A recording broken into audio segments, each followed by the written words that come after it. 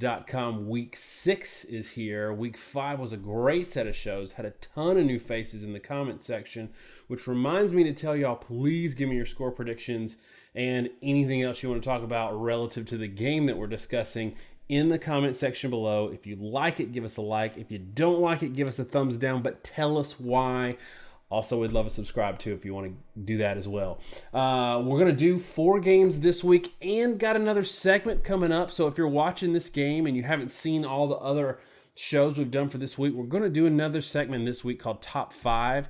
We'll get into that in that segment. So first game up, Josh, formerly known as Husky, but we're going to call him Josh from here on out. Josh, let's talk about Texas A&M and Alabama. This is kind of a weird one because this was such a back and forth kind of huge game on the schedule every year, and then Texas A&M had some struggles early this season, giving the one away at UCLA and not looking great against Nichols and ULL, but they've had, I don't know, 2-0 start to the SEC season. 4-1 doesn't look that bad. The Sumlin noise is kind of quieting it down. So before we get really in depth with this, just talk at a high level, does Texas A&M have anything to kind of be positive about coming into a game against a Bama team that's steamrolling everybody? I think they do. Texas A&M is struggling to a certain extent, but they're still 4-1. Their one loss was kind of a bizarre backdoor loss to UCLA. I think you have to be really disappointed in that loss and the way it transpired. I think there were a lot of things that went wrong. But one of the big things we're into in the show was talking about things like per play yardage. Whether or not you rush for a certain number of yards per play, pass for a certain number of yards per play, how you do relative to your opponent, et cetera, et cetera. We're really about per play statistics and about taking instances of data and trying to extrapolate a result. The reason for that is if you look at a team and you try to look too much at just how many points they scored, what their total numbers were, you tend to get a bad impression of how good the team actually is because a lot of things really aren't repeatable. In the UCLA Texas A&M game, that bad loss where they blew a huge lead is something that's a bad mark on their resume, but I think people take too much from that in terms of how good they are as a team moving forward. And I mean that to say that there's a lot of negative things you can take from that in terms of play calling, their unwillingness to run the ball late and stubbornness in that regard and a lot of other issues. But none of that really has anything to do with how they're going to do against Alabama. They're probably not going to have a 40-point lead. I don't care if their play calling went out the window when they had a 40-point lead in that game. I cared about how they competed early in the game when it was closer and when they had motivation, because they're going to have motivation having Alabama at home. So, the one loss, I think not a whole lot really negative should be taken from it. And for the rest of the games, they've struggled at times. They struggled early in Louisiana Lafayette. Then they got things together and blew them out. They struggled more than they should have with Nichols. They did gut out a tough win against Arkansas. They did get out a tough win against South Carolina. And at the end of the day, they're 4-1. And one of the things I think we're going to get to in the model here, Texas A&M has a lot of good statistics to show from it. So I think personally, just sort of setting the initial standard here, let's not view Texas A&M as if they're a team that's already at the bottom of the SEC West. They already are 2-0 in the SEC. They're 4-1 overall. They're not quite as bad as a lot of people, maybe not Texas A&M fans, but a lot of other people peg them as. And they do have a lot of positives going from them. I think we're going to learn more about them in this Alabama game than we have so far. But one of the interesting things when I did my research is there's really not as many negatives as I think people are putting forward for them as a football team. And I wonder if the fair kind of illustration or comparison, maybe not to the same extreme, but a lot of SEC fans, a lot of Auburn fans, a lot of people around the country were looking down on Auburn after that Mercer game because they just looked at the name next to Auburn, that the opponent in the box score, and said 10-point win, super ugly, and then kind of mentally wrote them off. Are we doing this a little bit the same to Texas A&M unfairly after seeing what they did, in those 2 early directional school games when there might be a little bit more there that they're not getting credit for? I think that's probably absolutely true. One of the most dangerous things you can do early in a season is take too much from those directional games. Teams play basically scrimmages. And depending on the team, some teams try to establish rhythm. So some teams, Malzahn's early in his career was like this at Auburn, where he would run the full offense and they would go full bore because he was trying to basically get the offense used to operating at a very high level, running the plays they like to run. A lot of other teams focus more on the plays that they don't run well. Probably the best example of that are the more pro style teams. Alabama is probably the biggest culprit, where Alabama will run their worst plays. They will play a team like Colorado State and they'll come out throwing the ball every snap because that's what they know they've got to work on. And they'll often what they'll do is they'll run one or two series where they'll run their full offense, they'll put up 14 points, and then they'll just work on stuff, kind of garbage stuff with the first string until they build up enough of a lead to pull them. Then the backups will come in, they'll run one series with the full offense, put up points, and back it off. So it's really tough to tell. I don't It's harder to say with A&M whether or not they have or haven't done that, and I say because A&M's offensive style is really hard to read. It's a lot easier when you watch Alabama and they're not running the ball in the third drive, they're throwing the ball 70% of the time. Yeah, clearly it's more of a scrimmage mindset. With Texas A&M, I can't really peg as easily what their intended game plan is week to week, but I do think too much gets taken from those directional games. And a lot of this, we talk about models a lot, but one of the big things in the show is we talk about how the eyeball test fits into it. And the eyeball test is important here. You can't just look at statistics and models and overgeneralize because teams do treat directional opponents differently, and you have to look at the way they did it, with your own eyes and sort of gauge it to have a full understanding.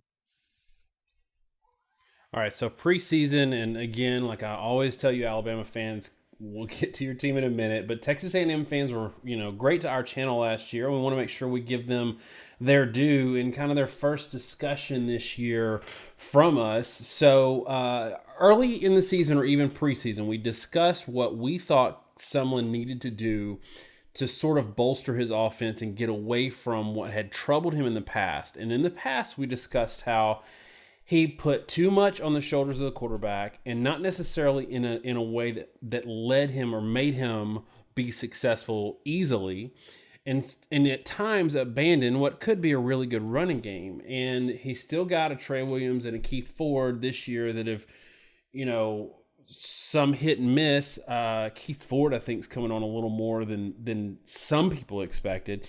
But has he succeeded in that 5 weeks into the season or 5 games into the season? Has he succeeded in that enough, quarterback issues aside, that you feel a little bit better about what someone's willing to do in terms of being malleable in his offensive approach? Or do you still see some of those old dog new tricks not happening situations? There are signs that he's understanding what it is that makes him successful and he's embracing it. And honestly, I'm going to be a little critical here. I think a lot of fans don't appreciate the extent that he's done it. A&M last year, we talked about this a lot. A&M was averaging more yards per carry than they were yards per pass, which is very unusual. And Trevor Knight was really a sporadic passer. He could hit the deep ball through a pretty good deep pass and pretty good fade, but he was a very inaccurate short passer, short to intermediate. He was just erratic, frankly, I think is the way we put it, right? His yard per attempt average was remarkably low because he threw so many incompletions, and their short passing game was virtually non-existent. Their yard per attempt average was basically based on deep passing almost alone. This year, a lot of people are critical of the transition to Kellen Mond as a quarterback, but I think you have to understand what that means for the offense and why they did it. Noel Mazzoni fully realized last year they were a rush team, not a pass team, despite their spread sets. And he's kind of embraced that. Kellen Mond is not passing particularly well. I think his statistics are probably belie the level at which he's operating. He makes some good plays on occasion. He certainly has the arm talent to deliver the ball anywhere on the field, but he's very inconsistent. He doesn't see the ball well, the field well. Basically, he looks like a freshman quarterback in his first year starting, which is kind of what you expect. But what Kellen Mond is your leading rusher in carries and your leading rusher in yards per carry. Keith Ford did a very good job in that last game to average 5.8 yards per carry. Kellen Mond averaged 5.9 yards per carry. And so I think what Sumlin has been able to do is to sort of accept the fact that they can't have a true pocket passer and throw the ball 58 times a game and win. Instead, like in that South Carolina game, he rushed for 49 carries and threw for 27. That's a 2-to-1 rush run to pass ratio, but that's where they need to be because with their current talent, they don't pass protect particularly well. Outside of Christian Kirk, frankly, I don't think the receiving core is that good. They're solid, but it isn't close to what it was last year. They don't have those elite guys that they had last year. And I think they realize that they're focusing on the run game, which is what worked for them anyway last year, and they're doing it a pretty good success. It may not be the offensive explosion a lot of people want to see, but that's because it's really a run game hid in a spread offense cloak, if you will. Do you see some parallels with what Sumlin's doing with Kellen Mond, bringing him along and sort of, I don't want to say completely limiting his throwing because he did throw 27, had 27 attempts against South Carolina, but do you see him sort of allowing Mond to lean on his legs a little bit more than maybe he wants to, sort of like Jalen Hurts was allowed to do last year with Alabama, in that gave him sort of a safety comfort blanket of knowing, okay, I can go out and get 4 or 5 yards if I need to as a quarterback and not throw that interception or not force that thing or not be forced to make that read? Is it one of those things where it's a bit of a crutch in a good way to prop up a quarterback and allow him to have some room in the offense and not be forced to carry it all on his arm? Are there parallels there, or is it completely a different situation with Kellen Mond? I think there are parallels. Now, I will say everything we just discussed, there's a lot of times Mond's running the ball where it's not a design run or not a design carry. I think that's obvious. And a little bit of that is putting stuff on your quarterback. But beyond that, I do think they're limiting how much they're asking Mond to do. I think it's a smart thing and something we're going to repeat over and over in this show for weeks to come and we've done all season is a lot of that is simply due to the receivers. Osborne, Ratley, those are guys that you knew about in the receiving core from years prior. You knew who Christian Kirk was. He's a very good receiver. South Carolina knew who Christian Kirk was too, and they held him to 3.3 yards per reception because they really focused on him. And instead, you don't have those Speedy Noyle guys in the outside. You've got guys you don't know who they are. So a lot of this has to do not just with Kellen Mond, and I really have to emphasize this. It has to do with everybody around him. The quarterback in the passing game is a function of all the players in the field. And so you're asking Mond as a first-year starter to throw to another first-year starter in the receiving core, and that's asking a lot because a lot of times the quarterback trying to throw to the receiver, it's not always the quarterback that causes the problem. And Tennessee last year this past week rather, was a great example of that.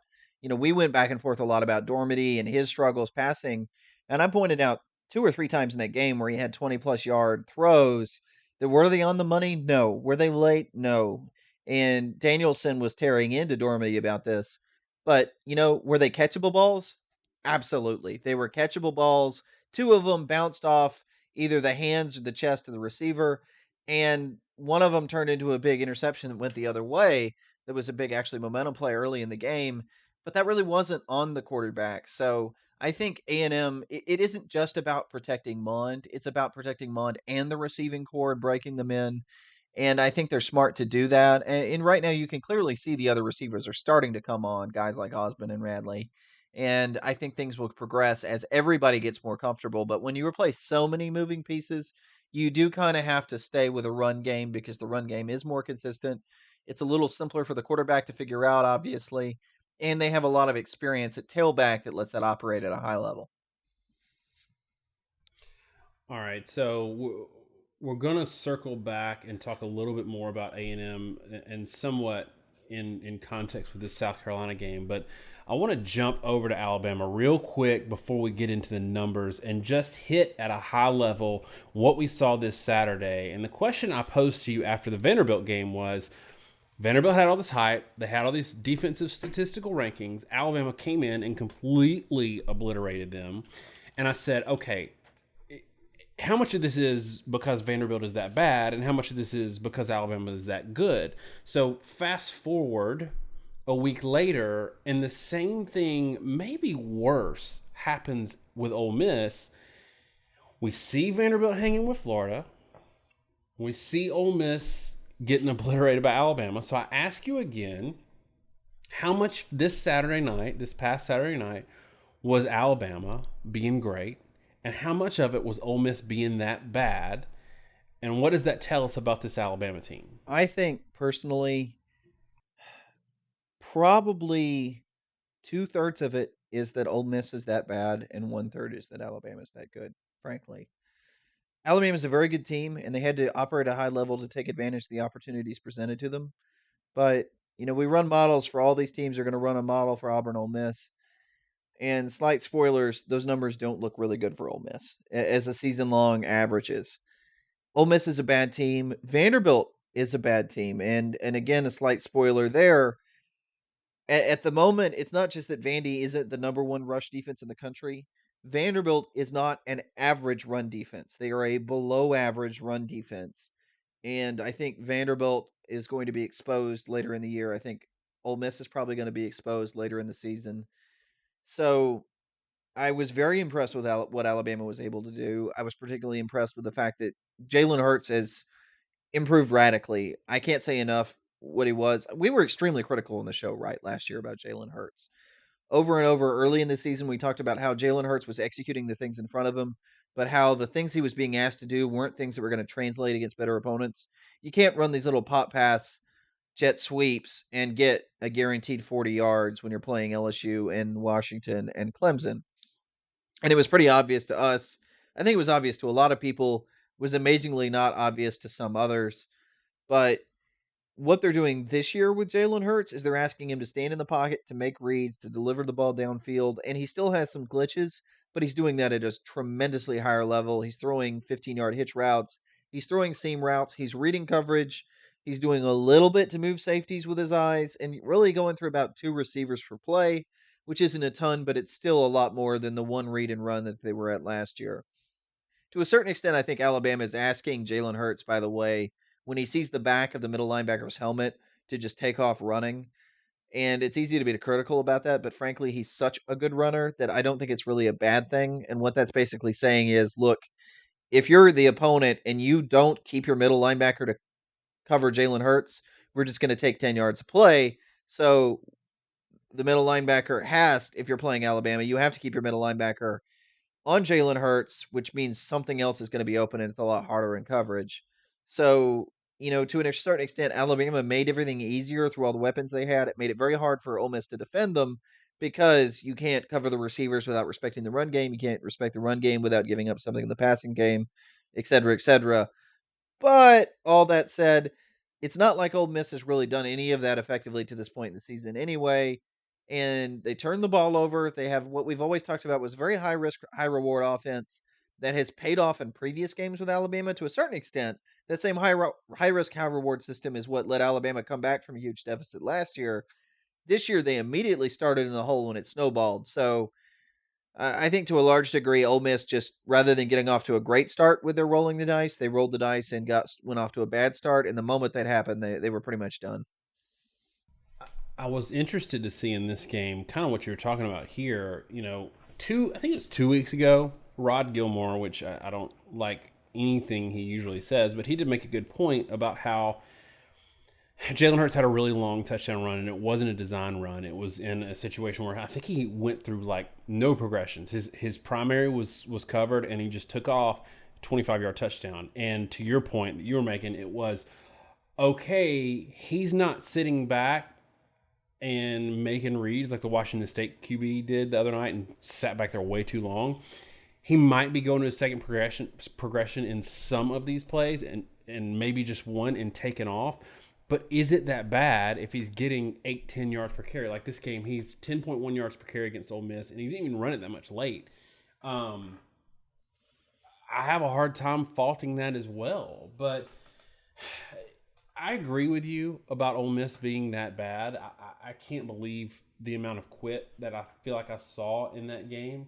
But one thing they did have was a really good, really pretty mobile quarterback who was not super accurate but had an absolute cannon. How does he compare? I know you mentioned a little bit Saturday night, if he had Chad Kelly's accuracy, Alabama would be in a little bit more trouble. How does he compare, and maybe any other quarterback that Alabama's faced this year, compare to what they're going to see in Mond at A&M this weekend? Yeah, that's an interesting question. I did comment on the fact that if Patterson had been as accurate as Kelly on a lot of throws, Ole Miss probably puts up 20 points at least. There were a lot of points early in that game. Several throws on third down that he just flat missed, frankly. And we talked about that going into this game. I think we were very clear on that Patterson had not been a 60% thrower in virtually any of his major games his entire career. He'd done well to start the season, but anytime there's pressure and he rolls out of the pocket, he's really erratic. Frankly, he is not currently living up to his billing as this number one quarterback and top five overall recruit. He's not currently going to be a guy. Maybe he will be a guy that's drafted high based off pure potential, but I don't. A lot of what Ole Miss is right now as a football team is based off the fact that AJ Brown is not Laquan Treadwell to some degree because he's banged up. To another degree, it's they throw a pick six right in front of him, where I don't know that I was actually returned for a touchdown, but regardless, he just sort of loafs and he's just whatever. That was a bad throw, and he's got his hands in the air, and the DB's running by him with a football. It's just an incredible lack of that was Yeah, it an was a incredible touchdown. lack of effort on AJ Brown's part. But Patterson is not Chad Kelly. Brown is not Laquan Treadwell. Greg Little is not Laramie Tunsil. That's the story with Ole Miss. Last year in the preseason, I wrote this whole thing about how, Ole Miss is, maybe unfairly burdened. I think I'm going to hold that for the Auburn Ole Miss discussion. We'll get into that a little bit, how the draft rankings and the quality of the players has come into play. But what I'm saying all that to say is that Patterson is not the elite quarterback people think he is. So he's a little closer to Mond than probably a lot of people appreciate. But even with that said, Mond is, I'm going to say, at best, the best quarterback that Alabama's faced. And probably more realistically, he's probably about the sixth. And if that seems absurd to Texas A&M fans, he's a true freshman. I think most Texas A&M fans appreciate the fact that he's still sort of understanding the offense. He still can make a big play with his arm, but he's a little bit erratic. He doesn't quite understand where his reads need to be, and he misses a lot of short throws that are easy completions. And before anybody jumps on top of me, I've got the list in front of me here. You have to look at who Alabama's opponents were. They played Florida State with DeAndre Francois, who is probably an NFL caliber quarterback if when he ever gets healthy. They played Colorado State, who has an excellent quarterback in Stevens that will probably go pro. They played Vanderbilt with Shermer, who's a very good quarterback. Maybe not as good as some people realize, or I say realize or think he is, in my opinion. But I think he's still a pretty darn good quarterback and he's experienced. They played Ole Miss with Shea Patterson, who has an NFL talent at least. So Alabama's actually played a lot of high level quarterbacks to this point in the season, probably more than they have in recent years. Mond is probably not as bad as a lot of people think, but there's nothing about his arm in terms of consistency, his ability to make reads that's going to scare Alabama's secondary, mainly just because of how many guys they face that play at a high level. And, on that whole list, I'm not sure how many people appreciate the fact that Stevens at Colorado State is probably actually the best guy. He's probably a top 3 round draft pick. So I do think Mond's improving tremendously. I think Mond looks like a different quarterback today than he did week one, certainly, but he's still mainly relying on his legs, much like Jalen Hurts was the first half of the season. He's not there yet. Give him a year, and I think a lot of people are going to understand why they're starting Mond. And if someone gets that much time, I think he's going to turn out actually to be a pretty darn good running back. Excuse me, quarterback. But right now he is a pretty good tailback or running back, not a quarterback. So, we'll see where that goes. But I do think at this stage in the career, it's crazy to say, but he's probably the fifth best quarterback that Alabama will have faced. Okay, so this is our second week of computer models, and I think now is as good a time as any to get into that. There's still, I think, I know it's halfway through the season almost, and we have a lot of data, but there's still some holes there, I think, based on kind of competition and teams who have played one another. But I imagine this model is going to be pretty interesting. So why don't you go ahead and take us through that? Again, I know I hate to do this to you, but let's do 30 seconds on what the model is for A&M fans who haven't followed it this year, and then just get into those numbers. Sure. So We run a model that's not designed to be sort of our spin on things, but it's designed to predict what the average game looks like if team A plays their, let's say, B plus game and team B plays their B plus game. What does that look like in terms of yards per play for each team? What does that look like in terms of points? And our goal here, as much as possible, is to not inject our own opinions. The statistics I use for this and the variables are designed to be very much just sort of standard variables balanced against each team. And primarily, I use the per play averages for each team, and I base everything based off opponent averages and what opponents have done versus other teams. So, for example, if you're Texas A&M, I look at your stats against Arkansas compared against Arkansas stats against everybody else they played. The longer you go, the more each team's stats become balanced because you have more common opponents, the more valuable it is. We're still very early in the season, so there's a lot of fluidity to it.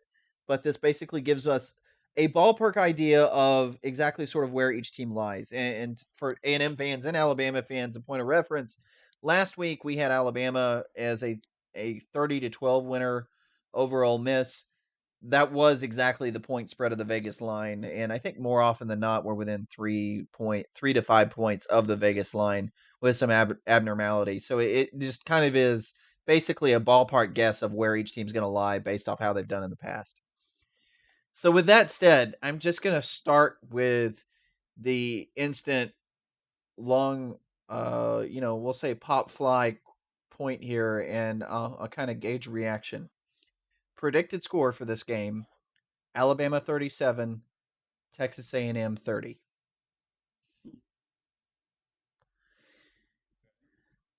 So you kind of have to unpack it a little bit to figure out why that is. I don't think many people would expect this model we run to be anywhere near that close, right? Alabama is a 25-point favorite. I looked it up a minute ago. Why are they only favored by 7 points in this statistical model that more often than not, if people watch this show, has Alabama winning by 30 points or 40 points? Part of the reason why I think people like this model to some extent is that it has more accurately predicted a lot of the blowouts that have happened, like the Georgia-Tennessee blowout for last week, for example. The reason for this, I'm going to back off a little bit, and it's something we try to do on the show, is to understand sometimes these statistics do lie to you, and they lie to you for a variety of reasons. In this case, there's two things. One, my model does not discount garbage time. I have no way to do that because, frankly, I don't have the data sources for it. If you're ESPN or somebody of that ilk, you have people to sit there and run data and compile per play statistics that you can run for everything. I have to use more aggregated statistics that I have to look up by hand. It's a lot more painful, and there's no way I can do per play data and actually, reduce the number of garbage time statistics for each team. I just can't do it. So I'm not taking out garbage time data, which makes Alabama look worse than they are. The next thing that it's really a double-sided caveat, it's that the rush defensive statistics for Alabama and A&M are skewed due to the teams they've played. Alabama currently averages 2.82 yards per carry allowed, which I think everybody accepts is very good. I think something that's underrated tremendously, Texas A&M is only averaging 3.24 yards per carry allowed. Now, be clear, this caused some confusion. I only look at FBS numbers. I throw out FCS games for a variety of reasons. So Alabama's rush defensive average is only actually slightly ahead of Texas A&M, but more importantly, 3 of 5 teams Alabama's played average less than 3.1 yards per carry. Florida State averages 3.05. Vanderbilt only averages 2.1 yards per carry. Ole Miss only averages 2.9. Even Fresno State and Colorado State are actually the things that's giving Alabama an edge because they average 4 and 4.5 yards per carry, respectively. A&M actually is a little bit similar. South Carolina only averaging 3 yards per carry, but it's the quote unquote bad teams that are making them look good because Louisiana Lafayette's averaging 5.2 yards per carry. And this is throwing models completely off a loop because they look at these statistics and say, wow, look how good A&M is playing. But Alabama basically can't get credit for how good their run defense is because none of the teams they play run worth a flip anyway, right? So holding teams are under 3 And as you approach 0, it's that much harder to do that much better as a defense. Exactly. Auburn, Clemson. Auburn's offense was completely impotent, right? they still averaged 1.8 yards per play, because at some point you just fall forward and you're going to get a yard and a half, and teams are on a screen are going to let you catch the ball and run a little bit before they tackle you. People are going to let you get a little bit of yardage on 3rd and 10. They're going to let you run that draw for 3 yards. And that's not even throwing, by the way, the garbage time numbers in too, where Alabama's up 66-3, and the backups, for example, in the Ole Miss game gave up a lot of yardage. So Alabama basically cannot get any more credit for what they're doing right now than they have, because their opponent numbers are so terrible, that it makes them look pretty good. 85% of opponent averages, but they basically, even though they only have 2.8 yards per carry allowed, that's only 85% of opponent averages. It's frankly astonishing. A&M, by the way, at 3.2 yards per carry looks better in a opponent allowed sense. They only give up 76 yards per opponent averages, but that's also again kind of a mirage, because Louisiana Lafayette and UCLA are 5.2, 4.2 yards per carry. But Arkansas, the one real team that can actually run the ball to any extent that they played, Arkansas has a 4.6 yard per carry average, and A&M allowed 5.02 yards per game. And to sort of, um, I don't know, and to sort of give that sort of in perspective, I guess, it's UCLA's rush offense, 4.23 yards per carry. That's kind of sticky too, because UCLA only had 2.7 yards per carry against Colorado. That's inflated, and this is sort of a side point, but that's inflated because they got 7.7 yards per carry against Stanford, who at this point probably isn't a very good football team. So right now we're still at the point where everything's kind of adjusting, is the first thing. And two, there's too many garbage opponents without that unduly affect statistics. And I think way more importantly, and this is what people don't see sometimes, it's the second order opponents. It's not that UCLA isn't a good opponent. It's UCLA's averages are based off who UCLA has played, and UCLA has not played anybody worth a flip outside Texas A&M. And that's where things get really screwy, and that's why I don't trust these statistics. And one thing that's interesting, though, when you talk about rushing defense, A&M, if you look at Arkansas and South Carolina, so South Carolina had negative, because of the way rushing statistics are calculated in college football, South Carolina had negative 46 yards rushing from the quarterback because of sacks, and then Austin Allen negative 36 rushing yards. But when you look at just the running backs, so Hayden, Whaley, and Williams all 6 yards a carry or more. South Carolina's running back, South Carolina can't run the ball at all. I've watched them all year. They can't run the ball. They're running back 5.2 yards per carry. So that's another thing that you talk about statistics lying a little bit. That's another situation where the running backs are actually doing pretty well, but they are offsetting that by getting sacks on the quarterback. Yeah, that's true. Now I'm going to say a little bit of a not so fast with Williams, because he did have a long run of 34, so he only averaged 3 yards per carry outside one run. I know that factors all in, but I'm just making the point, as we say a lot, if you've got 2 or 3 big runs, that isn't off to set the fact that the running game is only averaging 3 yards per carry outside of that and can't move the sticks. So they still struggled a fair amount, but you're absolutely right that, for example, in South Carolina, they rushed for a grand total of 23 yards, but that had to do with negative 50 yards from Dowdle and Bentley. But Tyson Williams averaged 5.2 yards per carry. It's 73 yards in 14 attempts. So, yes, I mean, 100%. A&M's rush statistics are really screwy because they've played a number of teams that throw the ball a lot. Louisiana Lafayette probably a little bit even in that category too, in terms of just how many sacks and negative plays they took. But South Carolina and UCLA was filled with negative plays that went as positive rush defensive statistics for A&M. There were really negative pass plays. But you're right. You're 100% right. That doesn't show. But what I think does show is outside of that, and I think it really softens the next point, but Texas A&M's pass defense and pass offense haven't been particularly good. As much as their run defense is probably underrated with 76% of opponent of per play average allowed, their pass defense has given up about 94%, which is, by the way, anything above 90 is not particularly good, really, because you do have guys like Louisiana Lafayette thrown in that schedule, and a good team generally beats opponent averages just because everybody plays weak opponents at some point. Those mean everybody's statistics are a little bit inflated. I want to see something lower than 90% for you to be a good pass defense. Anything 95 is pretty much competent, and that's right at the level A&M's at. So their pass defense is actually the shaky part. The pass offense is also, because they're only averaging 6.5 yards per attempt. Alabama averages more yards per carry than Texas A&M averages per pass. And Alabama actually, I don't think people don't appreciate this. Alabama averages 8.2 yards per attempt. A&M only averages 6.5. Alabama's offensive passing game is actually a lot more explosive than A&M's. And Alabama's run game, oddly, is more explosive than A&M's passing or running game. So I think that's kind of the bigger key and the bigger takeaway, that to this point, Alabama's been able to run the ball every play and have success. The statistics here, and we've already established painfully that this may not be necessarily accurate, but they suggest the fact that Alabama will not be able to just run for a first down every play.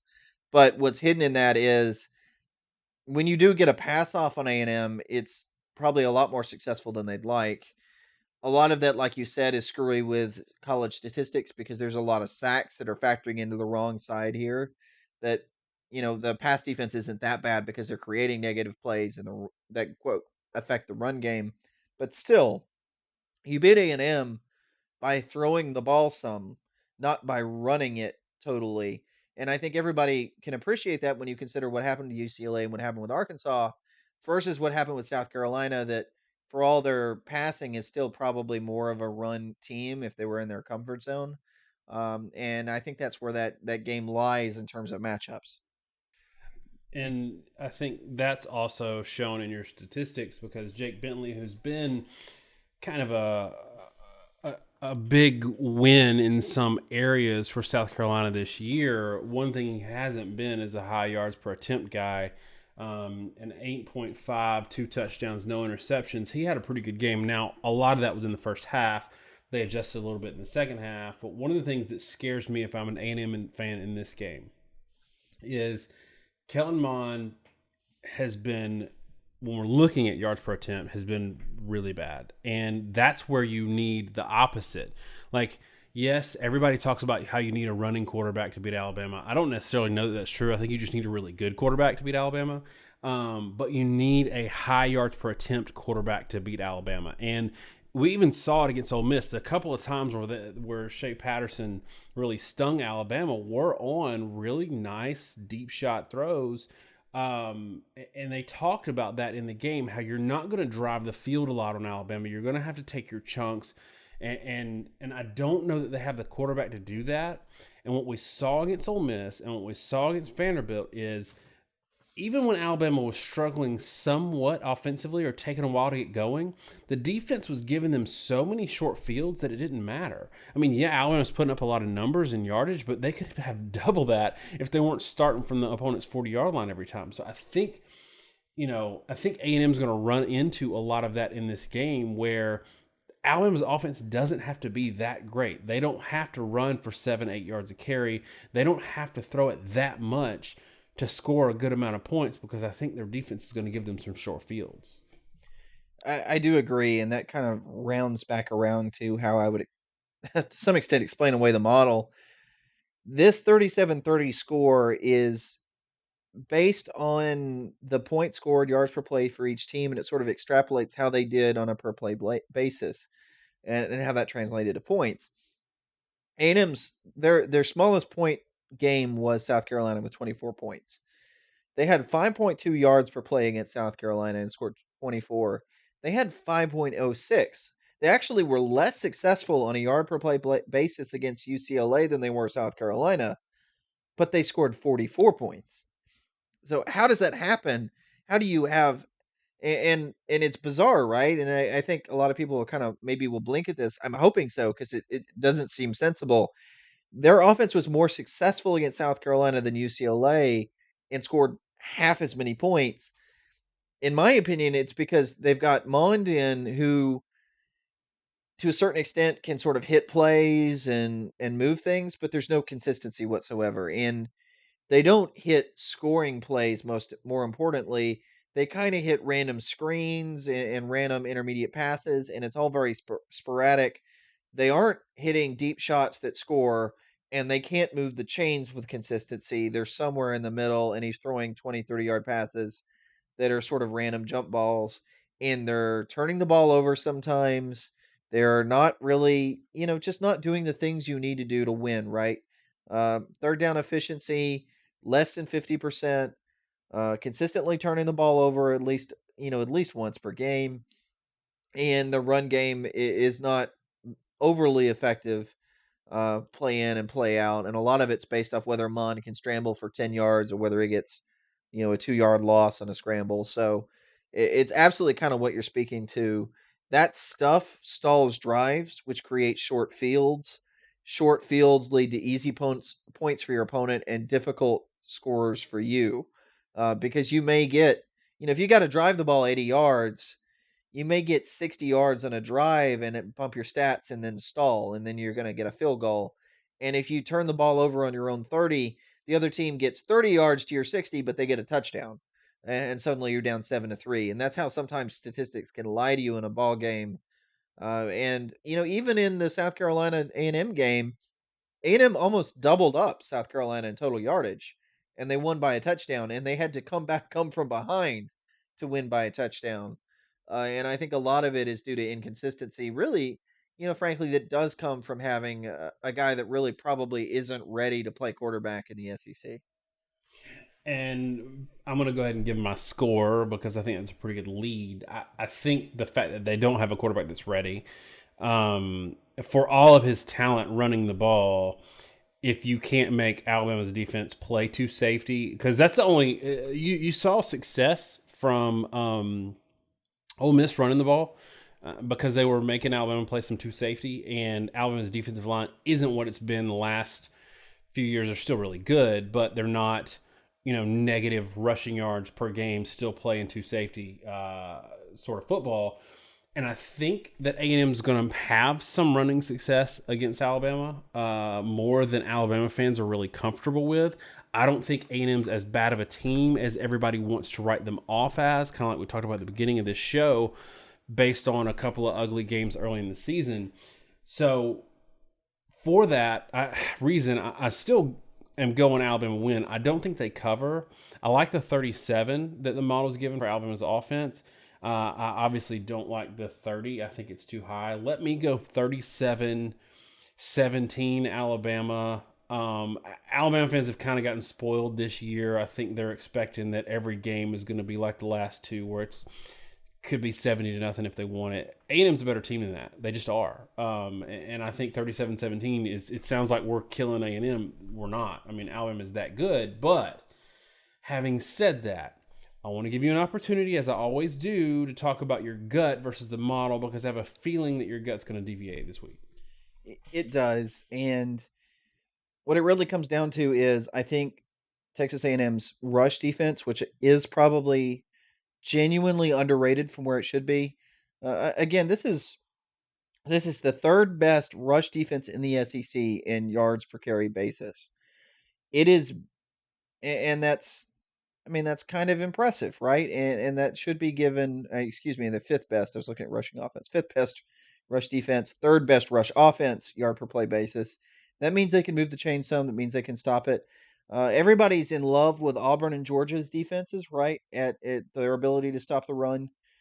Auburn's rush defense is 2.98 yards per carry. A&M's is 3.07. It's right there, giving up more rushing touchdowns, but that mostly was short yardage. So I think that does hold Alabama's offense a lot more in check than the past two games. Granted, not hard when you're averaging, 63 points per game. But I think the issue is, if you can't pass consistently vertically, I don't know how you have a shot against the Alabama defense.